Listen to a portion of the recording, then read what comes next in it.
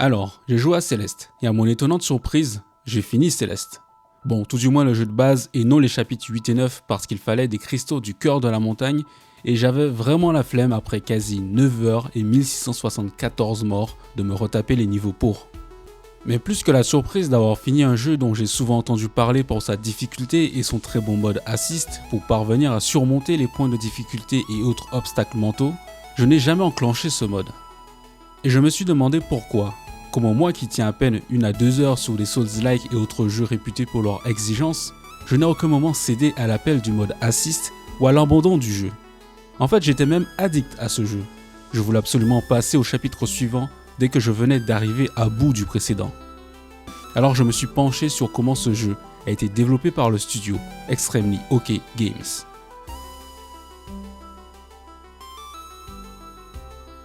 Premier point pour moi, le Die and Retry est assez rapide et permet de te faire plus facilement passer la pilule. Cela s'explique par le choix du style graphique qui permet au niveau d'être conservé en mémoire et d'augmenter la vitesse de chargement du personnage pour diminuer le temps d'attente du joueur après ses nombreuses morts. Si comme les Souls-like il fallait refaire tout le niveau depuis le début, je n'aurais sans doute pas continué très honnêtement. Pourtant, j'ai bloqué plusieurs minutes sur un seul obstacle que je n'arrivais décidément pas à franchir, mais je savais à chaque fois, instantanément, pourquoi. Pourquoi je m'étais retrouvé en chute libre, ou pourquoi j'avais touché un ennemi pendant l'enchaînement de dash. Je ne pouvais pas trouver le réflexe mental de mettre la faute sur les contrôles ou les développeurs dû à une potentielle frustration de ne pas réussir au bout de plusieurs essais. Je savais à chaque fois comment je pouvais passer un niveau et qu'il ne fallait pas paniquer et me concentrer sur la plume. Ceux qui sont arrivés jusqu'à là comprendront sans doute la référence à l'histoire.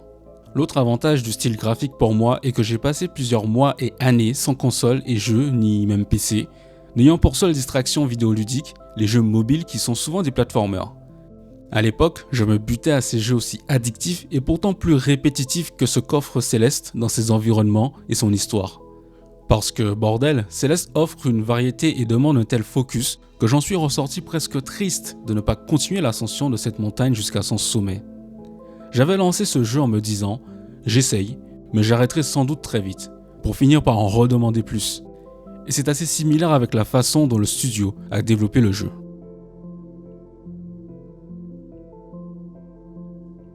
Le premier chapitre correspond grosso merdo à la vision que les devs avaient en tête pour Céleste. Le jeu demande à la fois d'être stratégique, précis et un bon temps de réaction presque instinctif par moment pour surmonter les obstacles des différents niveaux. Du moins, c'est le sentiment que j'ai eu personnellement. Ces niveaux consistent en une suite d'écrans présentés comme des tableaux. L'inspiration des jeux de l'ère NES et Super Nintendo est claire. Maddie Thorson, qui s'occupait du game design, ne s'en cache pas, car c'est son enfance ces jeux, et lui permettait d'échapper à ses propres problèmes. Allons plus loin dans les inspirations des niveaux. Céleste a été pensé pour permettre de réaliser les ascensions en usant des différentes mécaniques d'action de Madeline, comme dans l'escalade réelle, où plusieurs voies peuvent être possibles pour atteindre le sommet en fonction du style et des capacités des grimpeurs. C'est ce sentiment que j'ai eu à plusieurs passages, qu'en regardant l'architecture du niveau, je pouvais trouver la solution et que cette solution, je pouvais la faire à force de persévérance et de précision avec les mouvements à la disposition de Madeline.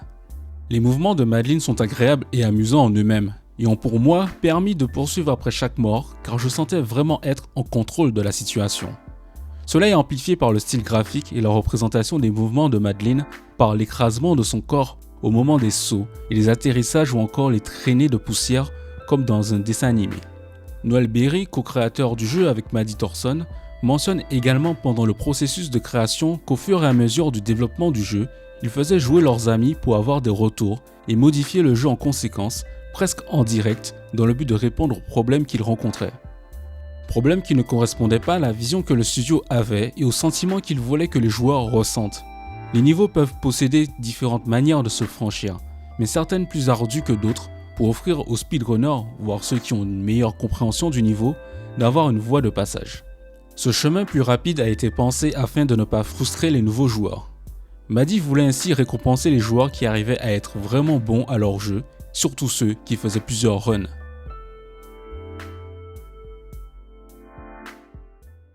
Et c'est seulement après que les devs se sont dit « Ok, allons plus loin, donnons plus aux joueurs, donnons une histoire notamment. » Parce que oui, au fur et à mesure qu'ils avançaient dans le développement des différents chapitres, l'histoire se construisait dans leur tête et les pièces commençaient à s'assembler. Le jeu se targue même d'aborder différents thèmes et de faire une critique d'autres. C'est une cerise sur le gâteau, mais extrêmement bienvenue pour prendre du recul après les accomplissements que l'on vient de réaliser comme Madeline. Certains se reconnaissent dans la dépression et l'anxiété de la situation de Madeline, mais aussi de celle des autres personnages. Théo cache un complexe d'infériorité vis-à-vis de sa sœur qui a trouvé sa voie, un objectif de vie. Monsieur Oshiro est lui comme Madeline sujet à de l'anxiété plongé dans le déni de la situation de son hôtel.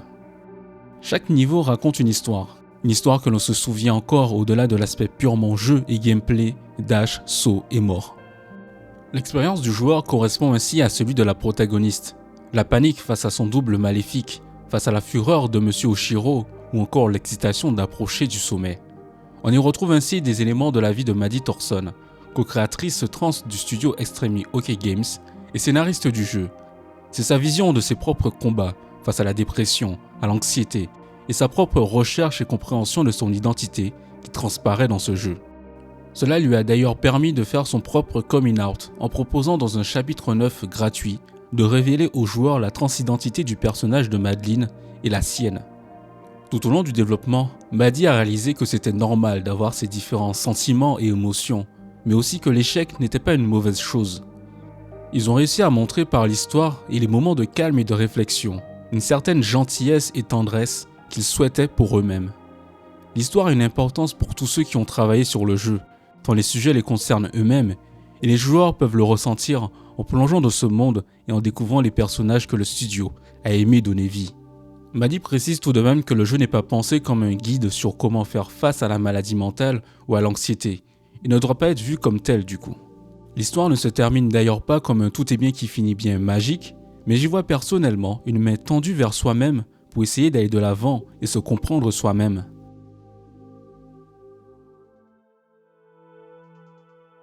Je ne vais bien sûr pas oublier les musiques.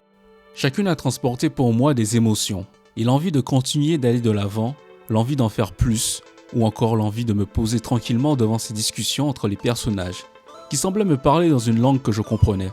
Ceci est permis grâce à l'utilisation d'un synthétiseur sur FL Studio pour simuler des voix humaines en adaptant le ton selon la personnalité du personnage. Mention spéciale à la musique Reach the Summit qui a l'air de vous dire « Allez, encore un dernier effort et tu seras récompensé ». Elle a des vibes et un rythme comme d'autres qui vous aident presque à faire les niveaux. Merci à Lena Rain, la compositrice pour ses musiques, qui a d'ailleurs été découverte sous SoundCloud. Son intention était que les joueurs soient en phase avec les personnages. Les musiques représentent un personnage et son état d'esprit du moment. Au début du jeu, les premières musiques accompagnent votre courbe de progression en étant relativement calme. Cela permet aux joueurs de ne pas ressentir un trop grand stress dès le départ. Le challenge du jeu est alors bien plus abordable dans la tête du joueur, malgré les différentes morts qui peuvent survenir. Je me laissais porter personnellement. Certaines musiques sont stressantes, chaotiques, avec une légère sensation d'excitation d'ailleurs, comme dans les phases où Madeline affronte des boss, ou encore quand elle est au plus bas et doit affronter la représentation hostile de sa dépression et de son anxiété. Badline comme l'appelle la communauté qui s'est construite autour du jeu. Elle n'était à la base qu'une mécanique de gameplay, mais est devenue un personnage à part entière avec ses lignes de dialogue très sombres et son importance dans l'histoire de Madeline. Elle m'est apparue en induisant de la panique et de la précipitation dans un jeu où jusqu'alors, j'étais personnellement en maîtrise, en optimisme de voir le sommet de la montagne. On peut facilement l'interpréter comme cette petite voix interne qui vous traîne vers le pessimisme, mais essaie tant bien que mal de protéger Madeline de ses comportements destructeurs.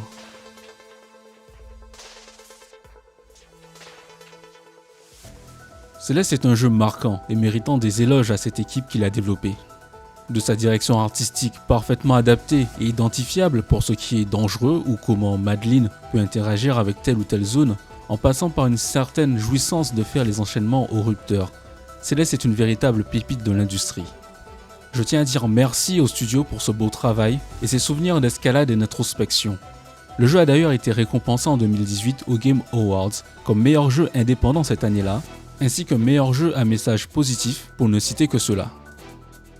Quant à vous qui écoutez et regardez cette vidéo, si vous n'avez pas encore lancé Céleste, j'aimerais vous dire, allez-y, faites ce pas et même si vous ne vous sentez pas capable de voir le sommet, c'est ok. Il n'y a aucun mal à rebrousser chemin. Il n'y a aucun mal à céder du mode assist et le finir avec. L'équipe de développement a d'ailleurs pensé à ce mode pour permettre au plus grand nombre de profiter de l'histoire sans que le challenge et la difficulté des niveaux ne les en empêchent. De plus, les options du mode ont été faites afin de ne pas donner une impression condescendante pour les joueurs. Et si vous êtes borné à ne pas vouloir y avoir recours malgré vos différents échecs, prenez le temps, contrairement à moi, de prendre des pauses, de prendre le temps d'au moins savourer le chemin déjà parcouru. Malgré la sensation que vous n'atteindrez jamais la fin de niveau, de chapitre, chaque victoire doit compter, car plus que battre un jeu, vous avez battu des parties de vous-même après être revenu forcément un nombre considérable de fois de la mort. Vous le comprenez bien mieux et accompagnez Madeline dans un périple interne. Et s'il y a bien un monde où mourir et recommencer à quasiment l'infini à l'endroit de sa mort est possible, c'est bien dans le jeu vidéo, alors autant en profiter pleinement. Céleste vous tend la main si vous voulez bien entendre ses encouragements.